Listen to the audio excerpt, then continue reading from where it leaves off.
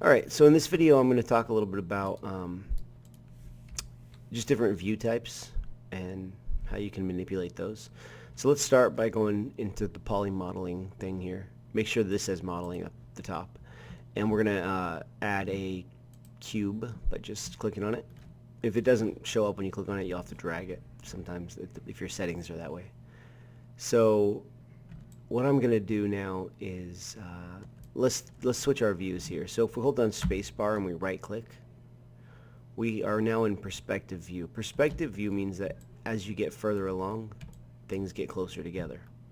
So as you can see, everything moves towards a single point, just like if you were drawing. It's called perspective. So what if instead I wanted to look at this thing straight on without perspective? And you could see that this would be useful if I had, let's say, two squares.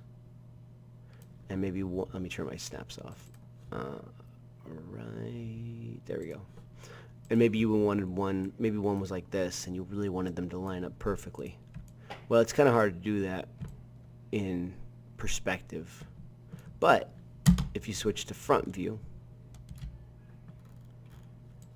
you can now see each one individually. If I switch to wireframe mode, I can take this object and I can easily make sure that it's perfectly lined up and go back to perspective.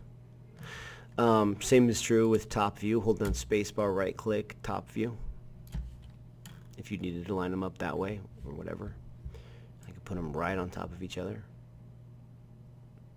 And then go back to perspective and maybe lift one of them up if I wanted them to be stacked that way. And then again, I could go back to front view and make sure that they're lined up just so, like that. So they're just sitting right on top of each other. As far as views, there's some important things you need to know.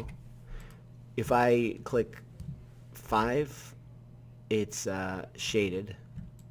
If I click 7, it's lit, which means if you don't have any lights, it's going to look like this. If you push 6, it's shaded with a texture if you've applied a texture to it. If you push 4, it goes into wireframe. So 4 and 5 is how you want to go back and forth between that and wireframe. 3 is going to give you this, and you might be like, what the heck is that? This is high poly mode. So generally we end up adding more polygons. I forget what the name of it is, but it's with this button right here. Sorry, that one right there. And it just is going to smooth things out, and it's useful to know what it's going to look like when it's smooth. And right now you can see this is not going to look great, not like how we wanted it to, not like a square anymore. And there's ways that you can build supports for it, and we're going to learn about that later.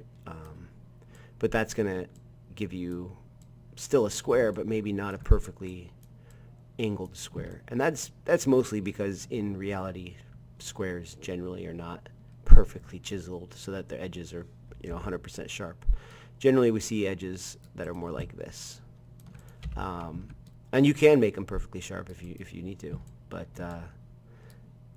you'll learn how to make things fairly simply look more like a dice, something like this, which in a game is going to look nice.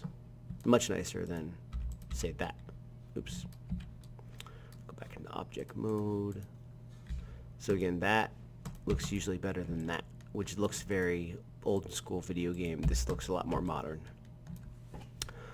Okay, so again, that's 1 and 3, so practice that.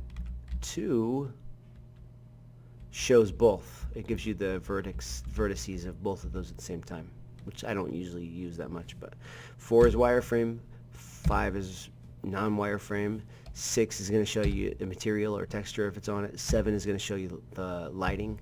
You don't need to worry about lighting in Maya because you're not doing movies or, this is just for video game assets, so we're going to stick to 6 or 5. If you need to hide an object, sometimes it's pretty important that you can focus on one object at a time. For example, if we have this object and this object on top of it, and I need to kind of tweak around with this one, if you click on this button right here,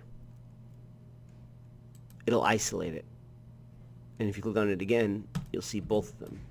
So again, if you click on something, select it, and click on it, isolate, the other stuff will disappear. So if I had a whole bunch of squares here, and I just needed to focus on one of these without everything else getting in the way, I can click on it, click isolate, and everything else disappears. And then if I hit F, I can rotate my view around it.